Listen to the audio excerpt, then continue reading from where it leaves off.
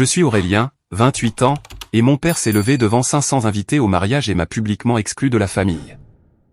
Avant de vous raconter l'anéantissement total de son faux empire qui a suivi, dites-moi d'où vous regardez dans les commentaires. Je me tenais tout au fond d'une immense salle de bal de club de campagne, richement décorée. Laissez-moi vous brosser le tableau. C'était le genre d'endroit avec des plafonds voûtés, des lustres en cristal qui coûtaient plus que mon salaire annuel, et d'énormes arrangements floraux qui sentaient l'argent ancien. C'était le mariage de mon frère Sébastien. Il avait 32 ans, un éminent oncologue, l'enfant prodige de la famille, et l'homme incontesté de l'heure. Tout le monde dans cette salle était sur son 31. Le champagne coulait à flots. Un quatuor à cordes jouait doucement dans un coin, et l'air était épais de rire poli et du parfum de canard rôti coûteux. J'étais relégué près des portes de la cuisine. Je n'étais pas témoin. Je n'étais même pas assis à une table de famille. J'étais placé à la table 42, juste à côté des toilettes, assis avec des cousins éloignés qui se souvenaient à peine de mon nom. Mais j'étais là. Je m'étais présenté parce que, follement, une partie microscopique de moi pensait encore que je devais jouer le rôle du jeune frère solidaire. Puis mon père Henri a tapoté sa fourchette en argent contre sa flûte de champagne en cristal. Le doux tintement a percé le faible murmure de la conversation. La salle entière est devenue silencieuse. Il s'est levé, lissant sa veste de smoking sur mesure. Il a souri chaleureusement à Sébastien et à sa nouvelle épouse Camille. Ils étaient assis à la grande table d'honneur, ayant l'air de sortir d'un magazine de mariage. Camille était magnifique, complètement naïve du nid de vipère dans lequel elle venait de se marier. « Je voudrais porter un toast », a dit mon père, sa voix résonnant parfaitement à travers le système de microphone haut de gamme. Il a regardé Sébastien avec une fierté profonde et éclatante que je n'avais jamais, pas une seule fois en 28 ans de vie, vu diriger vers moi. Je n'ai qu'un seul fils, notre marié d'aujourd'hui, un médecin d'élite, un homme merveilleux, et le brillant avenir de notre héritage. J'ai senti une goutte de sueur froide couler le long de mon dos, mais je n'ai pas bougé un muscle. Je savais qu'une pique allait arriver. Je ne me doutais juste pas qu'il apportait un couteau de boucher à un mariage. Les yeux de mon père ont balayé l'immense salle. Il a dépassé les centaines d'amis fortunés, de membres du conseil d'administration de l'hôpital et de partenaires commerciaux jusqu'à ce que son regard se fixe directement sur moi. Debout près des portes de sortie, son sourire chaleureux et paternel a disparu instantanément, son visage s'est transformé en pierre. Il a levé son verre et l'a pointé droit sur moi. « Cette chose là-bas, » a-t-il dit, sa voix dégoulinant d'un dégoût pur, inaltéré, juste une erreur, une honte pour cette famille. Un soupir audible collectif a balayé la salle de bal. Les gens se sont agités violemment sur leurs sièges. Certains se sont complètement retournés dans leurs chaises pour me fixer, leurs yeux écarquillés de choc. D'autres ont regardé intensément leurs assiettes coûteuses, trop mal à l'aise pour lever les yeux. Mon frère Sébastien n'a pas du tout semblé choqué.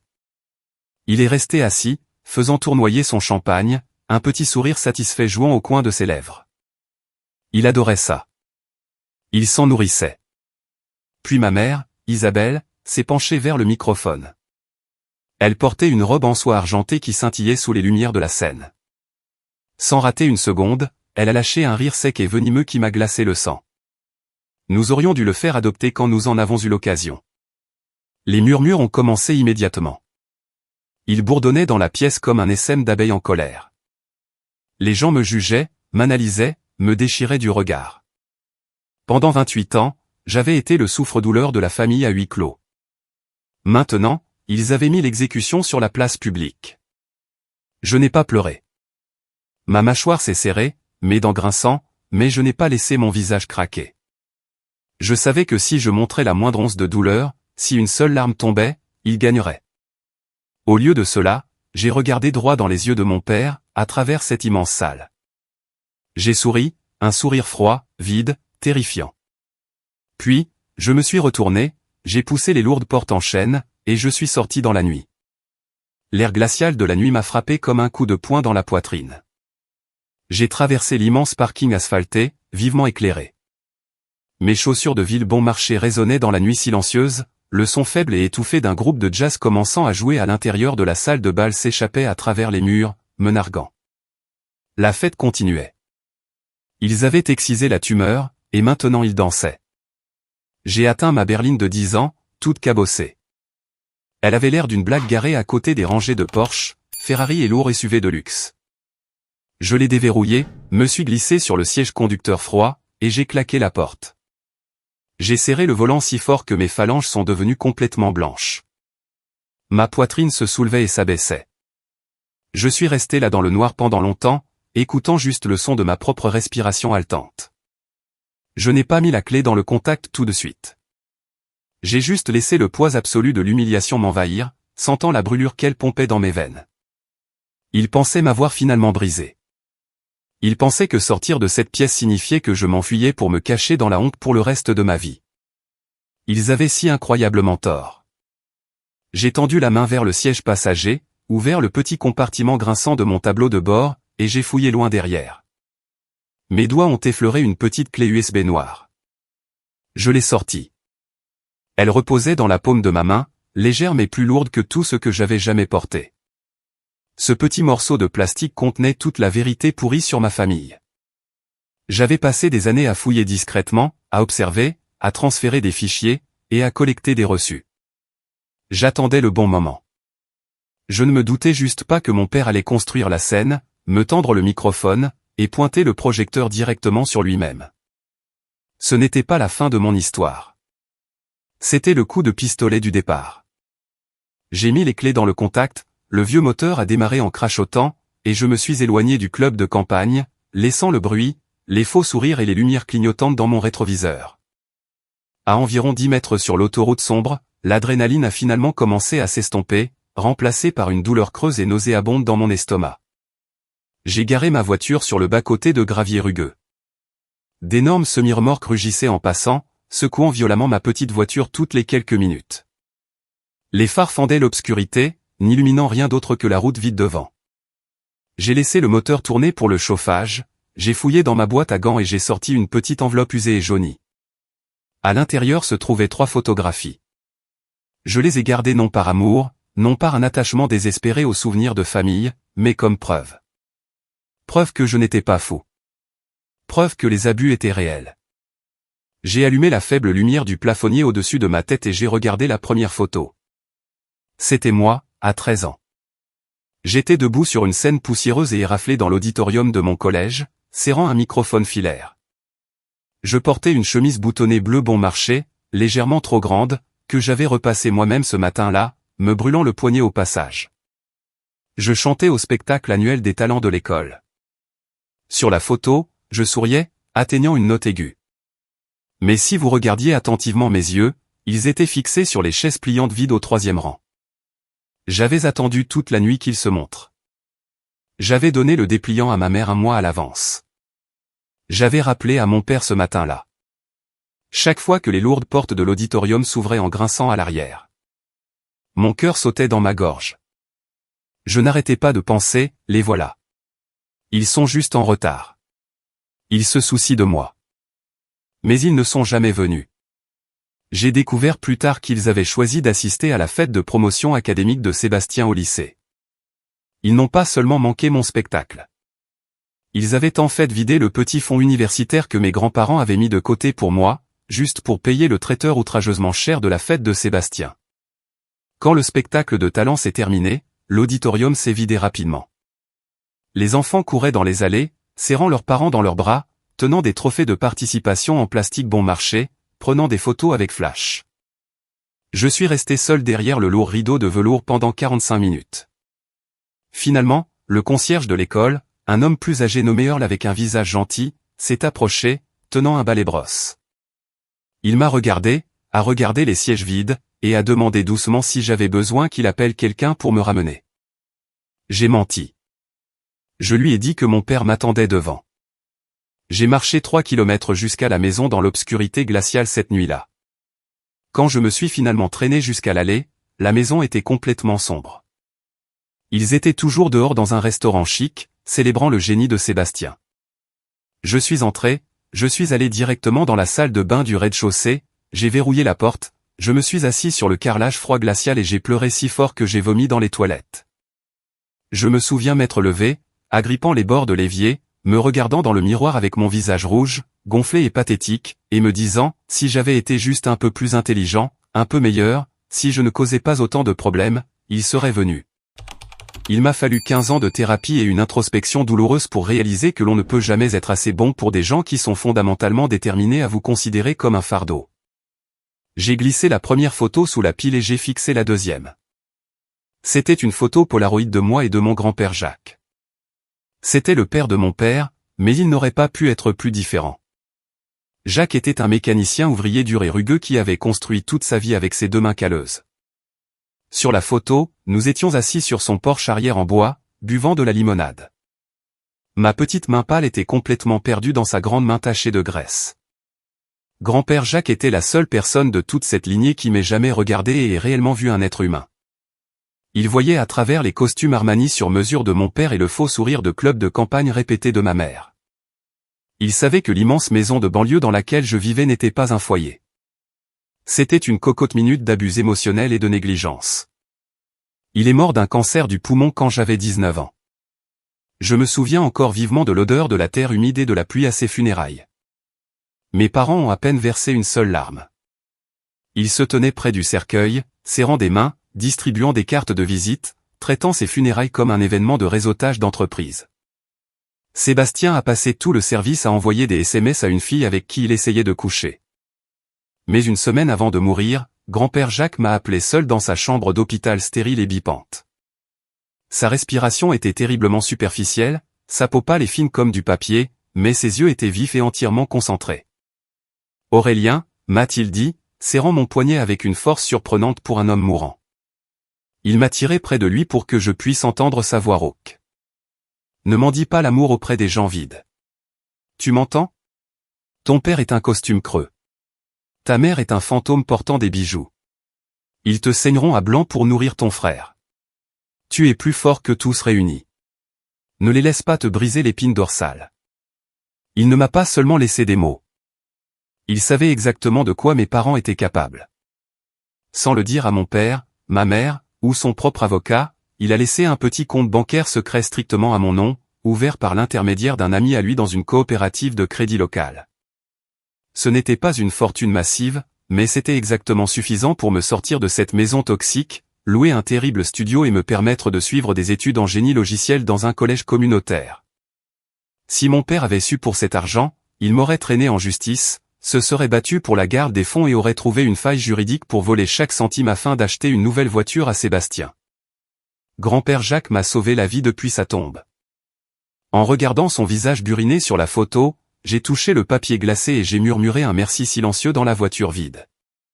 La troisième et dernière photo était celle de ma tante Chloé, la sœur cadette de ma mère. Pendant des années, j'ai honnêtement cru qu'elle était ma seule alliée sur cette terre. Quand ma mère me criait dessus parce que je respirais trop fort, Chloé me glissait des billets de 20 $ quand personne ne regardait. Elle m'envoyait des SMS tard le soir disant « Tiens bon, Aurélien. Tu te débrouilles très bien. Je t'aime. » Pile poil. Comme si l'univers me jouait un sale tour. Mon téléphone a vibré violemment dans ma poche. L'écran lumineux a éclairé l'intérieur sombre de la voiture. C'était un SMS de tante Chloé.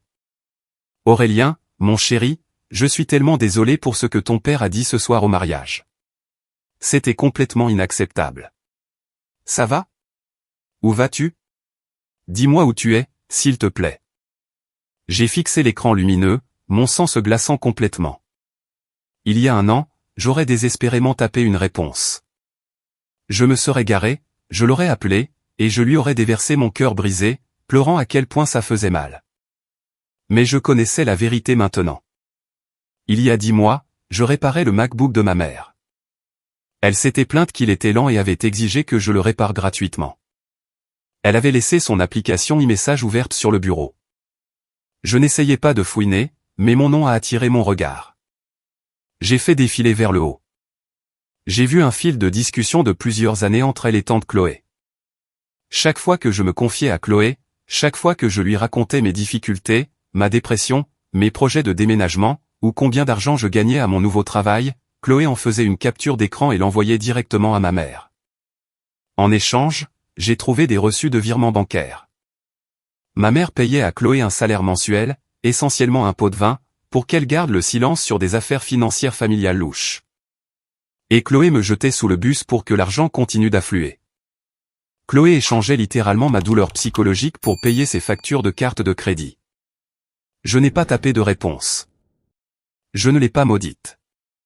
Je n'ai même pas lu le reste du message. J'ai simplement tapoté son nom, fait défiler vers le bas et appuyé sur bloquer l'appelant. J'ai jeté les 3 photos dans la boîte à gants et les claqué d'un grand bruit sec. J'étais entièrement, complètement seul. Et pour la première fois de ma vie, assis dans cette voiture glaciale sur le bord de l'autoroute, j'ai réalisé qu'être seul n'était pas une faiblesse. C'était un avantage tactique énorme. Personne ne pouvait me trahir si je ne faisais absolument confiance à personne. J'ai mis la voiture en marche, les pneus crissant sur le gravier, et je suis rentré chez moi. J'avais une guerre à commencer. Mon appartement était sombre, calme et paisible quand je suis entré. Je n'ai pas pris la peine d'allumer les lumières du plafond. Je suis allé directement à mon bureau, me suis assis sur ma chaise de bureau et j'ai branché la clé USB noire dans mon ordinateur portable. L'écran a brillé, illuminant la pièce sombre et projetant des ombres nettes sur le mur. J'ai cliqué sur un dossier lourdement chiffré intitulé Taxe 2022. C'était un nom de couverture. À l'intérieur se trouvaient des dizaines de fichiers audio méticuleusement organisés, des relevés bancaires scannés et des emails interceptés. J'ai mis mon casque anti-bruit, pris une profonde inspiration et cliqué sur le premier fichier audio. Le son des verres de martini qui s'entrechoquent et d'un groupe de jazz doux joué en arrière-plan. Un restaurant de grillades coûteux au centre-ville. Puis la voix de mon père a percé le bruit. Basse, douce et écœurante d'intimité. Isabelle ne connaît que l'homme que je prétends être. Mon père disait qu'elle était obsédée par le club de campagne, l'image. C'est épuisant, mais toi, tu es la vraie. J'ai hâte de la quitter enfin. Donne-moi juste un peu plus de temps pour déplacer les actifs. Il parlait à sa maîtresse. J'avais planté un micro-enregistreur sous le siège passager de sa Mercedes il y a des mois quand il m'avait forcé à nettoyer l'intérieur pour lui parce qu'il ne voulait pas payer un professionnel. Écouter l'homme qui me sermonnait constamment sur la moralité, les valeurs familiales et le devoir religieux parler à une autre femme comme un adolescent amoureux me tordait physiquement l'estomac. J'ai fermé ce fichier et j'en ai ouvert un autre. Celui-ci contenait la vérité crue et absolue sur ma mère. Isabelle jouait le rôle d'une philanthrope riche et gracieuse. Elle organisait des galas de charité et jugeait les tenues des autres femmes. La réalité était qu'elle se noyait dans une dette illégale et étouffante. Elle avait une grave dépendance aux jeux qu'elle masquait à mon père en la présentant comme des investissements providentiels à haut rendement. J'avais trouvé la trace écrite quand elle m'avait demandé d'organiser son bureau à domicile pour un audit fiscal. Elle avait contracté d'énormes prêts prédateurs auprès de prêteurs de l'ombre. Des gens dangereux qui ne se soucient pas de votre statut de club de campagne. Pour garantir les prêts, elle avait contrefait la signature de mon père sur des dizaines de documents. Puis j'ai écouté le fichier audio le plus récent. C'était mon père et mon frère Sébastien qui parlaient dans le bureau privé de mon père à Noël dernier. Aurélien est une véritable tumeur pour cette famille, a dit mon père, le bruit de la glace tintant dans un verre de scotch suivant ces mots. Il est maladroit. C'est un intello du logiciel. Il n'a aucune ambition. Nous n'avons qu'à le tolérer pendant les fêtes jusqu'à ce qu'il abandonne et déménage à travers le pays. Sébastien a ri, un son sec, cruel et élitiste. Ne t'inquiète pas, papa. Il est trop pathétique pour faire le moindre vrai mouvement. Il m'en dira toujours les miettes à table. Ignore-le simplement. J'ai retiré le casque et l'ai posé sur le bureau. Mes mains ne tremblaient plus. Mon cœur ne battait plus la chamade. Je me sentais entièrement froid, clinique, précis. Ils avaient construit toute leur vie scintillante sur une base de mensonges, de fraude et de cruauté. Il était temps de leur tendre le marteau-piqueur. Il y a eu une lourde pause au téléphone. J'entendais le bruissement de ses draps. Puis Marc a soupiré, le sommeil disparaissant instantanément de sa voix. Je fais du café. J'arrive. 20 minutes plus tard, Marc était assis à l'îlot de ma cuisine, buvant un terrible café instantané amer dans une tasse ébréchée. J'ai tourné l'ordinateur portable vers lui. Pendant plus d'une heure, il n'a pas dit un seul mot. Il a simplement cliqué sur les fichiers, lisant les faux relevés bancaires, analysant les accords de prêt et écoutant les enregistrements audio avec un froncement de sourcils sévère sur son visage. Il a retiré ses lunettes, pincé l'arête de son nez et s'est frotté les yeux. Aurélien, a-t-il dit lentement, me regardant comme si je tenais une grenade dégoupillée. Ce n'est plus juste du drame familial. C'est de la fraude financière grave. C'est de l'extorsion. C'est une bombe nucléaire tactique. Je sais, ai-je répondu. Si tu fais ça, Marc s'est penché en avant, ses impitoyables instincts d'avocat pleinement activés. Tu dois le faire proprement. Pas de disputes hurlantes, pas de pleurs, pas d'explosions émotionnelles. C'est ce à quoi ils s'attendent. Tu les frappes là où ça fait vraiment mal. Leur fierté, leur argent, leur fausse réputation dans la communauté. Il a pointé un doigt vers l'écran lumineux de l'ordinateur portable. Ton père se soucie de sa réputation et de son ego. Ta mère se soucie de l'illusion de richesse infinie. Et Sébastien se soucie de paraître comme un dieu impeccable aux yeux de sa nouvelle femme et du conseil d'administration de son hôpital. Nous leur enlevons tout cela exactement au même moment. J'ai hoché la tête lentement. Comment faisons-nous? Nous les mettons dans une pièce où ils pensent avoir le dessus. Marc a souri. Puis nous verrouillons la porte, jetons la clé et leur remettons les preuves. Avant de finaliser la logistique du plan, j'ai tendu la main et ouvert un dernier dossier caché sur le bureau. Tu dois voir ça, ai-je dit, ma voix durcissant. C'est Sébastien. J'ai ouvert une série de mails transférés. Il y a quelques années, Sébastien m'avait paresseusement tendu son vieil ordinateur portable, exigeant que je transfère ses fichiers sur son nouveau MacBook parce qu'il était trop occupé à sauver des vies pour le faire lui-même. Il était si incroyablement arrogant qu'il avait simplement supposé que j'étais trop stupide ou trop intimidé pour regarder ses fichiers personnels. Sébastien était au courant de l'aventure de notre père depuis 3 ans. Il avait même des photos d'enquêteurs privés de Henri et de sa maîtresse entrant dans un hôtel. Mais il n'en a pas parlé à notre mère. Il n'a pas défendu la sainteté de la famille dont il parlait tant. Au lieu de cela, il a utilisé ces informations incroyablement préjudiciables pour faire chanter systématiquement notre père. J'ai montré à Marc les emails provenant du compte chiffré privé de Sébastien, envoyés directement à notre père. Sébastien subtilement, mais clairement, menaçait de révéler l'aventure à ma mère et au conseil d'administration du country club à moins que Henri ne transfère une énorme partie de ses propriétés immobilières commerciales, d'une valeur de millions de dollars. Au nom de Sébastien en guise d'héritage anticipé. Marc a sifflé doucement sous son souffle. En lisant le texte, extorsion de la part du médecin en or, il a littéralement fait chanter son propre père. Il a utilisé l'infidélité de papa pour devenir incroyablement riche, ai-je dit, sentant un goût amer et acide au fond de ma bouche. Il a laissé maman vivre un mensonge absolu, ayant l'air d'une idiote, pour qu'il puisse acheter sa Porsche et financer son style de vie extravagant. Cela signifie que la nouvelle épouse de Sébastien, Camille, n'a absolument aucune idée qu'elle vient d'épouser un sociopathe clinique, a fait remarquer Marc, se penchant en arrière dans sa chaise. Exactement, ai-je dit en tapant sur le bureau. Camille vient d'une famille à l'argent extrêmement ancien et très conservateur. Sa famille valorise la réputation plus que la respiration. Elle pense avoir épousé un saint des temps modernes qui guérit le cancer. Nous devons absolument l'inviter, a souri Marc, un regard dangereux et prédateur dans les yeux. Nous les invitons tous à dîner. Le fils prodigue cherchant le pardon. Ils ne pourront pas résister. Le lendemain matin, le soleil était à peine levé, mais j'étais tout éveillé. J'ai rédigé un message texte de groupe sur mon nouveau téléphone jetable. J'ai choisi mes mots avec soin, jouant méticuleusement le rôle du fils vaincu, désespéré et pathétique qu'il croyait tout ce que j'étais. Papa, maman, Sébastien, je sais que ce qui s'est passé au mariage était moche, et que j'ai fait une scène en partant. J'ai eu le temps de réfléchir.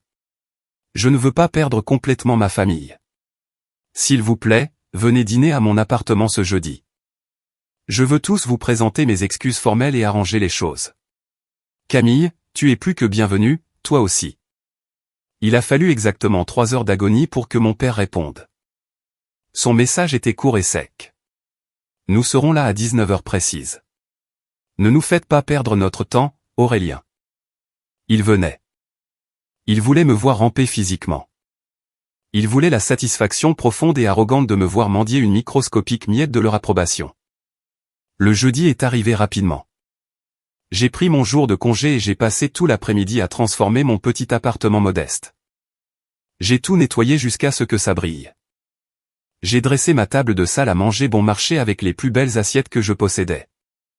J'ai commandé des plats incroyablement chers dans un restaurant italien haut de gamme du centre-ville et je les ai dressés parfaitement pour qu'ils aient l'air fait maison. J'ai placé un élégant haut-parleur noir Bluetooth en plein centre de la table, pour lui donner l'allure d'une pièce maîtresse minimaliste et moderne. Sous la table, fortement scotchée au-dessous de ma propre chaise en bois, se trouvait une épaisse enveloppe manille bombée. Marc est arrivé à 18h, portant une mallette. Il est immédiatement allé dans ma chambre, a installé son ordinateur portable et l'a connecté au haut-parleur Bluetooth et à une petite caméra de sécurité cachée que j'avais placée sur l'étagère du salon. Il serait mon témoin invisible, enregistrant tout pour la protection légale. « Tu es prêt pour ça ?» a demandé Marc, ajustant sa cravate et me regardant. « Sérieusement. »« Je me prépare à ça depuis 28 ans, ai-je répondu en retroussant mes manches. « Allons-y, incendions tout. » À exactement 19h, un coup lourd et exigeant a résonné dans mon appartement. J'ai pris une profonde inspiration, j'ai consciemment baissé les épaules, j'ai affiché un air nerveux, très soumis, et j'ai ouvert la porte. Ils se tenaient là, dans l'étroit couloir, comme des membres de la royauté inspectant la hutte d'un paysan sale. Mon père portait un costume élégant, un costume sur mesure, ses cheveux parfaitement lissés vers l'arrière. Ma mère portait une quantité excessive de perles et serrait un sac en cuir de designer comme si quelqu'un dans l'immeuble pouvait le voler. Sébastien avait l'air incroyablement suffisant, portant un pull en cachemire, tenant la main de Camille. Camille, Dieu la bénisse, m'a fait un sourire poli, légèrement apitoyé. « Entrez », ai-je dit doucement, en m'écartant. Ma mère est entrée, l'odeur entêtante de son parfum remplissant la pièce. Son nez s'est immédiatement plissé en regardant mon modeste canapé et mon tapis usé.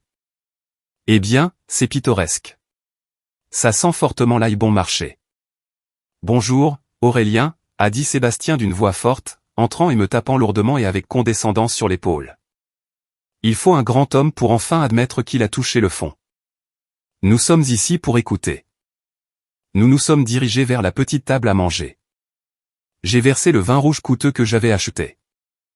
Nous avons mangé dans un silence incroyablement oppressant et suffocant pendant les 20 premières minutes. Camille a essayé nerveusement de faire la conversation à propos de ses projets de lune de miel en Grèce, mais la tension pure dans la pièce était écrasante.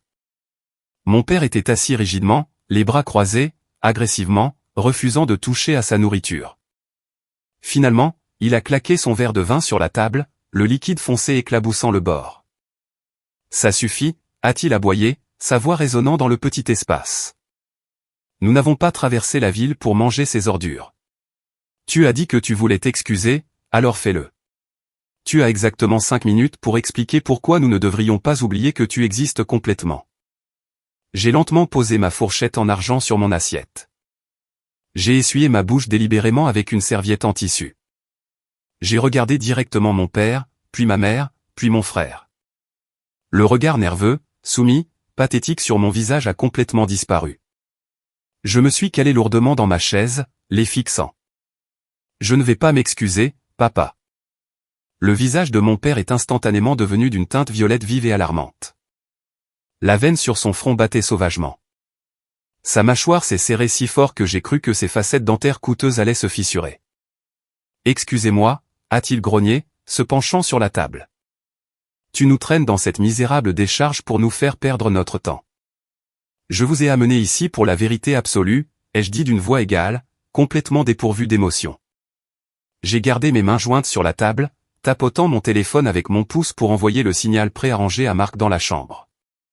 Le haut-parleur Bluetooth noir, parfaitement posé au centre de la table, s'est allumé avec un crépitement statique. Soudain, la voix de mon père, forte et cristalline, a rempli tout l'appartement. Isabelle ne connaît que l'homme que je prétends être. Elle est obsédée par le club de campagne, l'image. C'est épuisant, mais toi, tu es la vraie. J'ai hâte de la quitter enfin. Donne-moi juste un peu plus de temps pour déplacer les actifs. Puis est venu le son indubitable d'une jeune femme qui riait avec coquetterie, une femme qui n'était certainement pas ma mère à 100%. Le silence qui a suivi l'enregistrement était assez lourd pour écraser un crâne humain. Le visage de ma mère est devenu complètement défait. Toute la bravade arrogante et riche a disparu. La couleur a violemment fui ses joues jusqu'à ce qu'elle ressemble à une figurine de cire. Elle fixait d'un air absent le haut-parleur noir, sa bouche s'ouvrant et se fermant rapidement comme un poisson hors de l'eau, mais aucun son ne sortait. Sébastien a bondi violemment de sa chaise, la faisant basculer en arrière. « Éteins ça !» a-t-il crié, sa voix se brisant de panique soudaine. Mon père s'est jeté agressivement sur la table à manger. Il a saisi son lourd verre à vin en cristal et l'a projeté directement sur le haut-parleur. Le verre a raté sa cible, se brisant contre le mur en plâtre, projetant du vin rouge foncé violemment sur la peinture blanche comme une scène de crime. Dans son geste frénétique, un morceau de cristal brisé, tranchant et dentelé, lui a profondément entaillé la paume. Un sang rouge vif et épais a immédiatement commencé à couler abondamment de sa main, éclaboussant bruyamment la nappe blanche immaculée. Espèce de petite crapule vindicative, a sifflé mon père, serrant sa main ensanglantée contre sa poitrine, les yeux sauvages de rage. Tu m'as enregistré illégalement? Tu penses pouvoir utiliser un faux audio monté pour ruiner ma vie? Ce n'est pas un faux, Henri, ai-je dit, refusant de l'appeler papa. Je n'ai pas bronché, je n'ai pas cligné des yeux. Et croyez-moi, ce n'est même pas le meilleur. C'est un moment qui a tout changé quand j'ai enfin repris le contrôle de ma vie. Merci de votre patience d'être arrivé jusqu'ici. Vous êtes incroyable. S'il vous plaît, aidez-moi en aimant la vidéo et laissez un commentaire avec le chiffre ainsi dessous pour que je sache que vous êtes avec moi jusqu'ici. Cela aidera non seulement plus de gens à trouver cette histoire, mais me fera également savoir que mes expériences ont un sens pour quelqu'un. Votre soutien est la plus grande motivation pour que je continue à partager le reste de ce voyage. J'ai tendu la main sous ma chaise, j'ai arraché violemment l'épaisse enveloppe manie du ruban adhésif et je l'ai jeté avec force au centre de la table, juste à côté de la flaque de sang de mon père. Des photos brillantes, des relevés bancaires fortement surlignés et des emails imprimés se sont éparpillés partout sur le bois. Regarde les photos, maman, ai-je commandé, ma voix résonnant sur les murs. Isabelle, tremblant si violemment que son collier de perles cliquetait, a tendu la main et a ramassé une photographie brillante de 8x10. C'était mon père sortant d'une chambre d'hôtel haut de gamme du centre-ville, tenant intimement la main d'une grande femme blonde. Camille, la douce et incroyablement naïve nouvelle épouse de Sébastien, s'est penchée sur la table pour regarder la photo dans les mains tremblantes de ma mère. Elle a haleté incroyablement fort, sa main s'est envolée pour couvrir sa bouche sous le choc pur. « Oh mon Dieu !» a-t-elle chuchoté, les yeux écarquillés d'horreur. « C'est Madame Dubois. » J'ai souri. Un sourire froid, dur, un sourire absolument impitoyable. Bingo. La maîtresse de papa n'est pas juste une femme au hasard. C'est l'épouse du chef de service de médecine de l'hôpital de Sébastien, Monsieur Dubois, l'homme exact qui tient la carrière de Sébastien, ses promotions et sa licence médicale entre ses mains. Mon père a trébuché en arrière, heurtant le mur, son visage se tordant dans une panique authentique et pure. Tu n'oserais pas. J'ai déjà envoyé le fichier chiffré à son email privé il y a 1 heure, ai-je menti sans le moindre effort, regardant la vie quitter les yeux de mon père. Non, a hurlé Sébastien, se tirant les cheveux, son allure polie et élitiste se brisant complètement en 1000 morceaux. Mon travail, ma réputation. Tu m'as ruiné. Mais attends, Sébastien, il y a plus, ai-je dit, pointant agressivement la pile de relevés bancaires. Maman, voudrais-tu expliquer ces documents à la famille?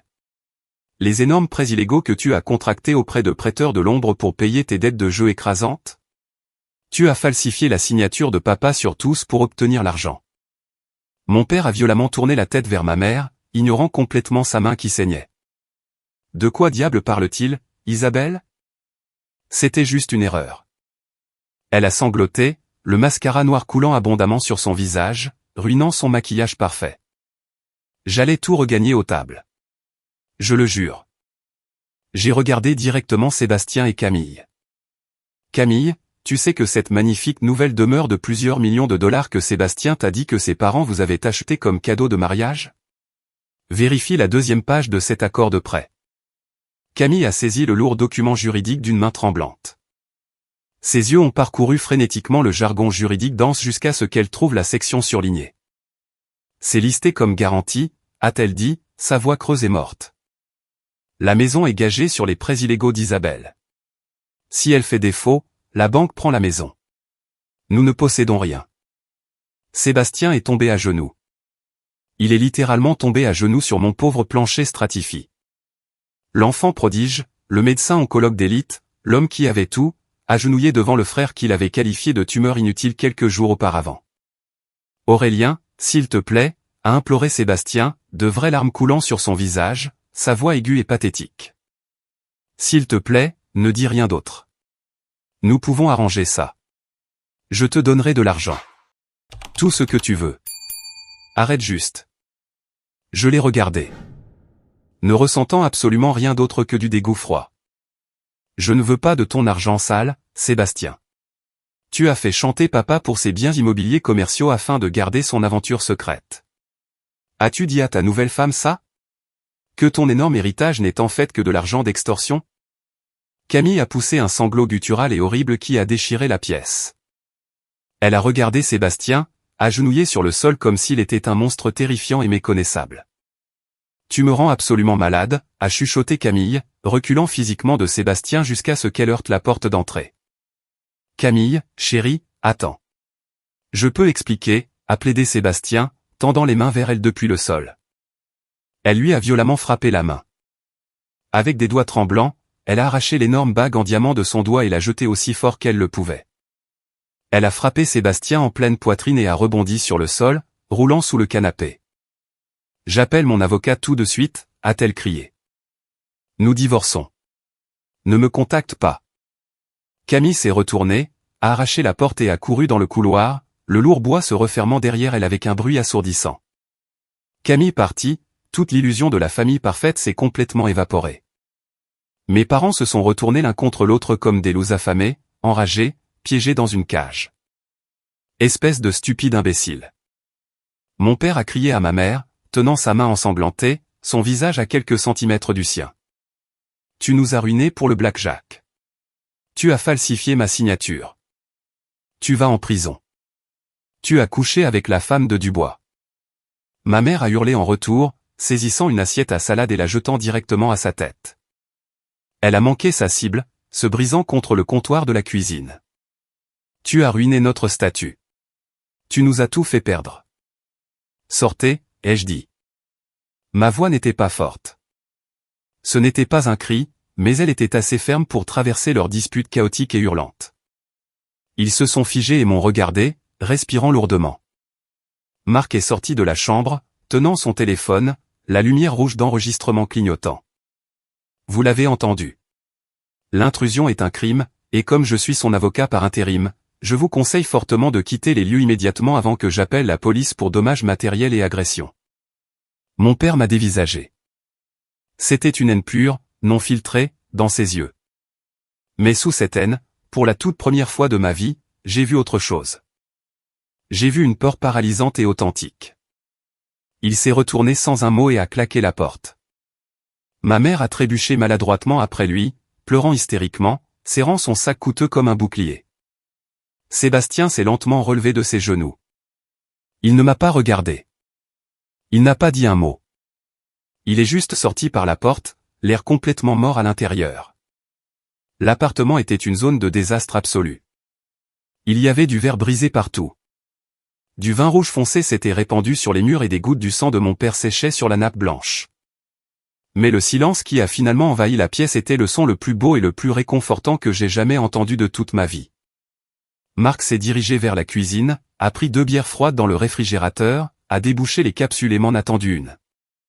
Eh bien, a-t-il dit en tintant sa bouteille brune contre la mienne. C'était carrément biblique. J'ai bu une longue gorgée profonde de la bière froide. Elle avait le goût de la victoire absolue. Pile au bon moment, mon nouveau téléphone jetable a commencé à vibrer agressivement sur le comptoir. C'était mon père qui appelait. Puis un SMS de Sébastien. Puis un message vocal de tante Chloé.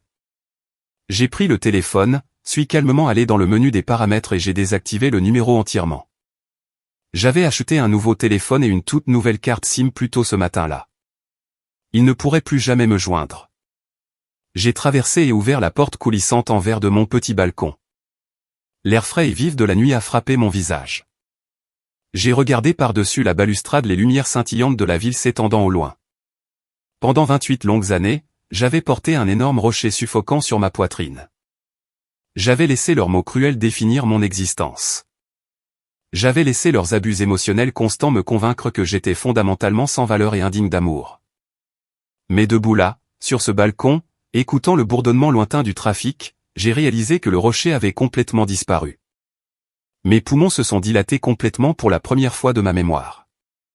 Je ne me sentais plus en colère. Je ne me sentais plus triste, ni vengeur, ni brisé. Je me sentais juste pur.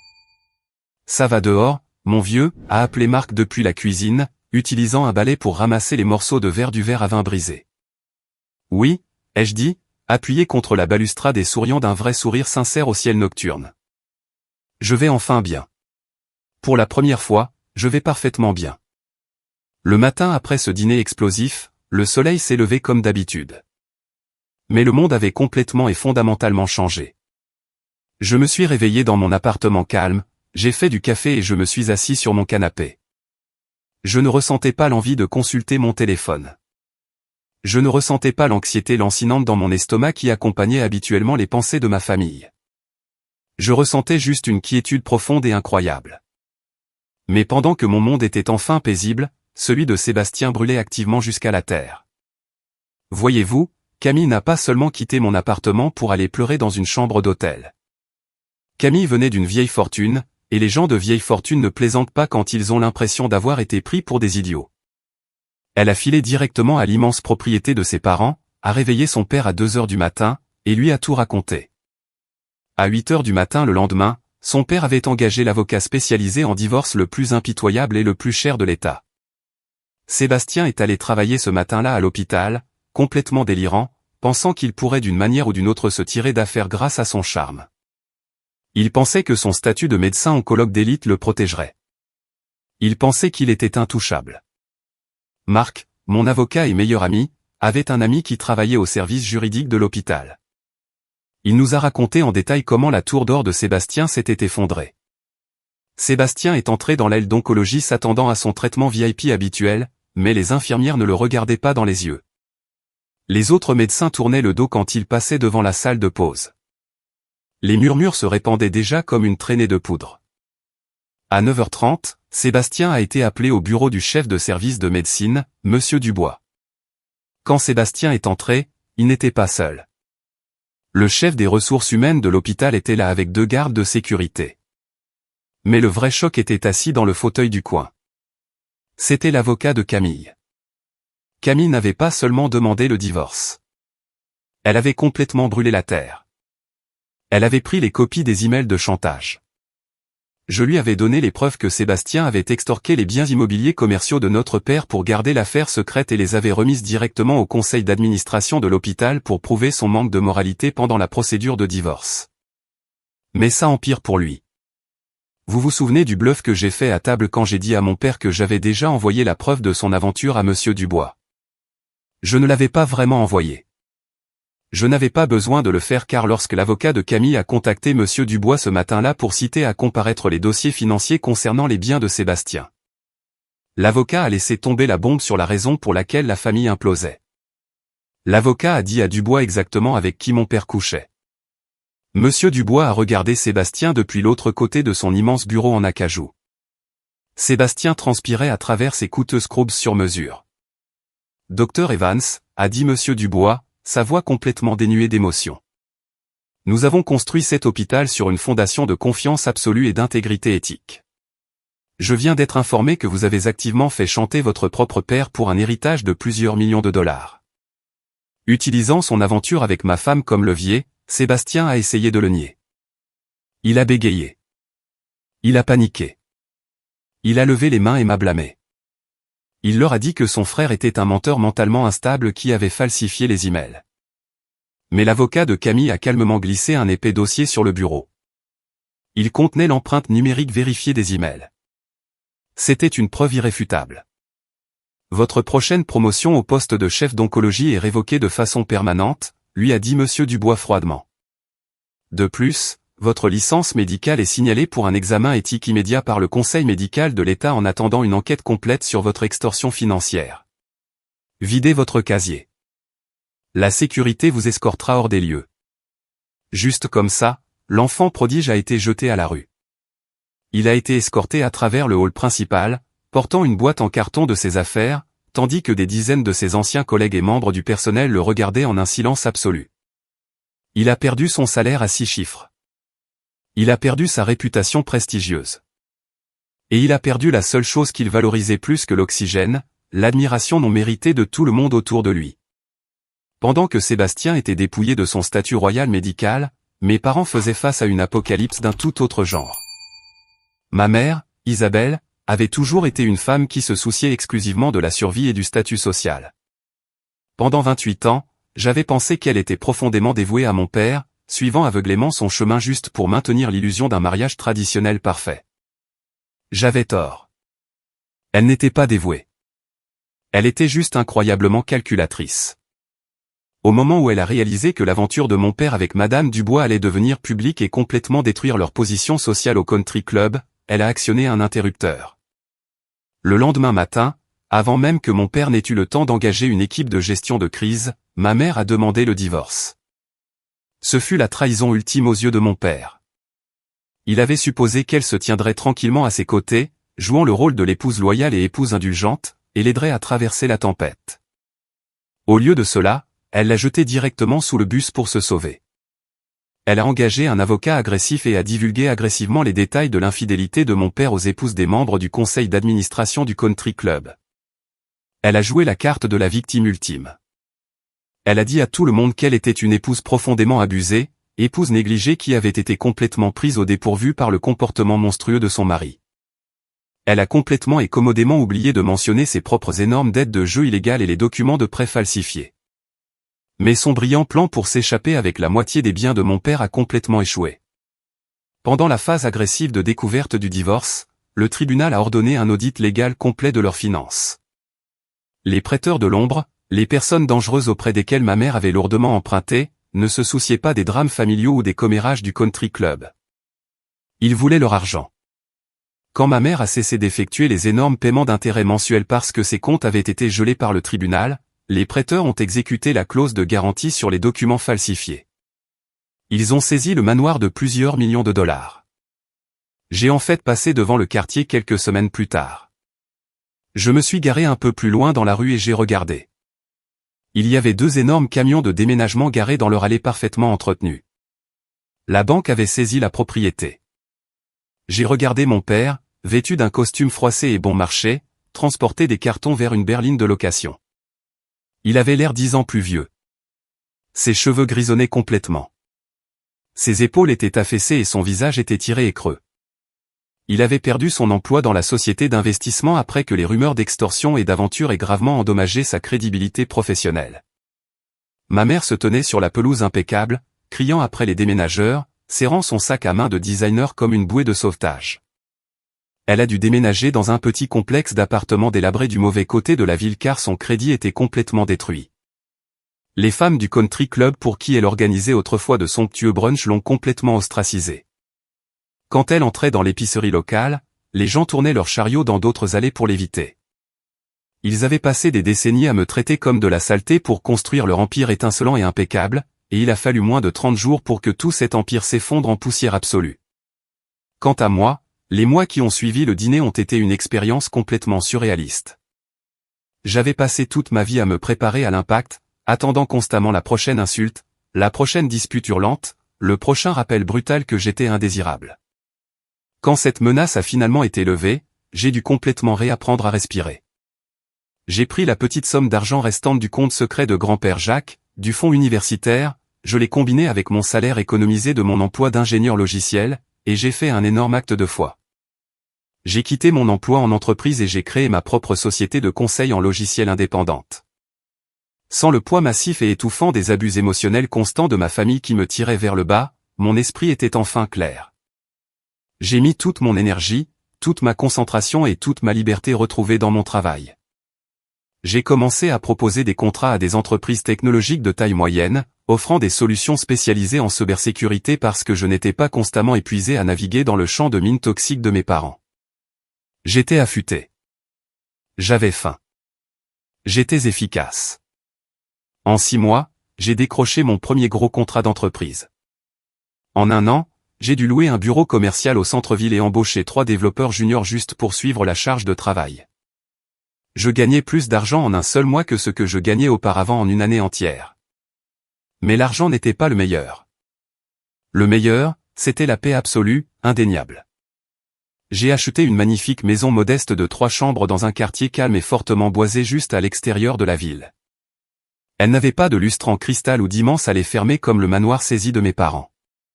Elle avait un porche en bois qui entourait la maison, un grand jardin et beaucoup de lumière naturelle. J'ai adopté un Golden Retriever croisé du refuge local et je l'ai nommé Max en l'honneur de mon grand-père. J'ai enfin compris ce que signifiait construire réellement une vraie famille. La famille n'est pas déterminée par le sang ou un nom de famille partagé. Le sang signifie juste que vous êtes biologiquement liés. La vraie famille est définie par la loyauté, le respect mutuel et le soutien inconditionnel. Marc est devenu plus qu'un simple avocat. Il est devenu mon frère absolu. Nous passions nos week-ends à griller des steaks dans mon jardin, à boire de la bonne bière et à regarder le football. J'ai commencé à fréquenter une femme merveilleuse et intelligente nommée Léa, qui travaillait comme professeure de sciences au lycée. Quand je lui ai raconté toute la vérité sur mon passé, elle ne m'a pas regardé avec pitié ni jugé comme brisé. Elle a juste tenu ma main, m'a regardé droit dans les yeux, et a dit, il ne méritait pas une seule seconde de ton temps. Je ne pensais pas très souvent à Henri, Isabelle ou Sébastien. Je ne traquais pas activement leurs réseaux sociaux ni ne posais de questions en ville sur leur misère. S'accrocher à la colère, c'est comme boire du poison et s'attendre à ce que l'autre meure. Je les avais complètement libérés. Je les avais expulsés de mon esprit. J'étais vraiment complètement libre jusqu'à un mardi soir pluvieux de novembre, exactement 14 mois après le mariage. C'était une nuit froide et misérable. Un violent orage traversait la ville, faisant trembler les fenêtres de ma maison. J'étais assis dans mon salon chaleureux, un feu crépitant dans la cheminée, Léa lisant un livre sur le canapé, et Max dormant profondément à mes pieds. Soudain, le lourd heurtoir en laiton de ma porte d'entrée a frappé bruyamment, résonnant dans la maison silencieuse. Max s'est immédiatement réveillé et a aboyé profondément. J'ai froncé les sourcils, posant mon ordinateur portable sur la table basse. Je n'attendais aucun colis, et Marc envoyait toujours un SMS avant de venir. J'ai marché jusqu'à la porte d'entrée, allumé la lumière du porche, et j'ai regardé à travers le petit Judas en verre. Mon sang s'est complètement glacé pendant une fraction de seconde, mais ensuite une étrange vague de calme profond m'a envahi. J'ai déverrouillé le pêne dormant et j'ai lentement ouvert la lourde porte en bois. Debout sur mon porche, complètement trempé par la pluie battante se trouvaient Henri, Isabelle et Sébastien. La transformation visuelle était véritablement choquante. Ils avaient l'air de fantômes creux, vaincus, des personnes arrogantes qu'ils étaient auparavant. Mon père portait un imperméable bon marché et mal ajusté, son visage profondément marqué par le stress et l'épuisement. Les cheveux de ma mère étaient plats et mouillés, son visage dénué de maquillage coûteux, tenant un parapluie en plastique bon marché qui se pliait sous le vent. Et Sébastien, l'enfant prodige, il avait l'air terrible. Il était dangereusement maigre avec de lourds cernes sous les yeux. Sa posture était complètement affaissée. Après avoir perdu sa licence médicale et avoir traversé un divorce brutal et très médiatisé où Camille l'avait complètement dépouillé, il avait été forcé de prendre un emploi de saisie de données au salaire minimum juste pour payer son loyer. Il se tenait là, frissonnant, me fixant. Je me tenais dans l'embrasure de la porte chaleureuse, vêtu d'un pantalon de survêtement confortable et d'un t-shirt en coton de première qualité, l'air complètement sain, prospère et en paix. Aurélien, a dit mon père, sa voix se brisant violemment au son de la pluie battante. Il n'avait plus l'air exigeant ou arrogant. Il avait l'air désespéré. S'il te plaît, pouvons-nous entrer? Juste quelques minutes. Je n'ai pas bougé d'un pouce. J'ai gardé ma main fermement sur le cadre de la porte, bloquant physiquement l'entrée. Non, ai-je dit, ma voix complètement plate et calme. Vous ne pouvez pas. Ma mère a poussé mon père, les yeux écarquillés et implorants. Aurélien, s'il te plaît. Il ne nous reste absolument rien. Les avocats ont tout pris. Ton père travaille dans la vente au détail. Sébastien se noie dans les dettes judiciaires de la bataille pour la garde de ses biens. Nous sommes expulsés de notre appartement la semaine prochaine. Nous savons que tu possèdes maintenant une entreprise prospère. Nous savons que tu as de l'argent. Tu dois nous aider. Nous sommes ta famille. Je l'ai fixé. J'ai regardé la femme qui avait publiquement ri dans un microphone à un mariage et dit à 500 personnes qu'elle aurait souhaité m'avoir abandonné. Vous n'êtes pas ma famille, ai-je dit doucement. Vous êtes juste des gens que je connaissais. Sébastien s'est avancé. Il avait l'air d'être sur le point de tomber à genoux à nouveau, là, sur le porche en bois mouillé. « Aurélien, s'il te plaît » a-t-il imploré, sa voix tremblant piteusement. « Je suis désolé. Je suis si incroyablement désolé pour tout ce que j'ai dit, pour tout ce que j'ai fait. Donne-nous juste un prêt. Nous te rembourserons. Je le jure devant Dieu. » J'ai regardé mon frère. J'ai regardé l'homme qui avait joyeusement regardé nos parents me torturer émotionnellement pendant près de 3 décennies juste pour qu'il puisse maintenir sa supériorité. « Tu n'es pas là parce que tu regrettes enfin ma douleur, Sébastien, » ai-je dit, ma voix coupant à travers le son de l'orage comme une lame de rasoir. « Tu es là parce que me perdre ne t'a jamais vraiment fait de mal. C'est vous perdre vous-même qui vous a fait mal. Vous ne vous souciez de ça maintenant que parce que vous avez touché le fond et que vous me voyez au sommet. » Mon père a tendu une main tremblante vers la porte. « Aurélien, tu es mon fils. Tu ne peux pas juste nous tourner le dos.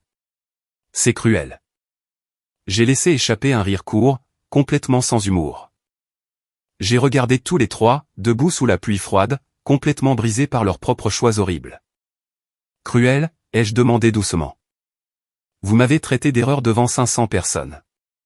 Vous avez traité toute mon existence comme un fardeau que vous étiez forcé de porter. Je ne vous tourne pas le dos, Henri. Je vous donne simplement exactement ce que vous avez demandé. Je retire l'erreur de vos vies. » Aucun d'eux n'a pu répondre. Ils sont restés là, la bouche légèrement ouverte, frissonnant dans le froid. « Je n'ai jamais été l'erreur, » ai-je dit, les regardant droit dans les yeux une dernière fois. J'étais la conséquence. J'ai reculé, j'ai saisi la lourde poignée en laiton et j'ai claqué la porte. J'ai tourné le pêne dormant jusqu'à ce qu'il cliquette bruyamment. Je n'ai pas regardé par le Judas. Je ne suis pas resté près de la porte, à les écouter pleurer. J'ai simplement regagné mon salon chaleureux, je me suis assis à côté de Léa, j'ai caressé mon chien, et j'ai ouvert mon ordinateur portable pour me remettre au travail. Je n'ai plus jamais revu ni parlé à aucun d'eux. C'était il y a 3 ans. Aujourd'hui, mon entreprise prospère. Léa et moi sommes fiancés et allons nous marier. Et ma vie est remplie d'une sorte de joie que je n'aurais jamais cru scientifiquement possible quand je pleurais sur le sol de cette salle de bain à 13 ans. S'il y a une vérité massive et indéniable que je veux que vous reteniez de mon histoire, c'est celle-ci. Vous ne devez pas votre vie, votre santé mentale ou votre succès à des personnes toxiques simplement parce que vous partagez le même sang.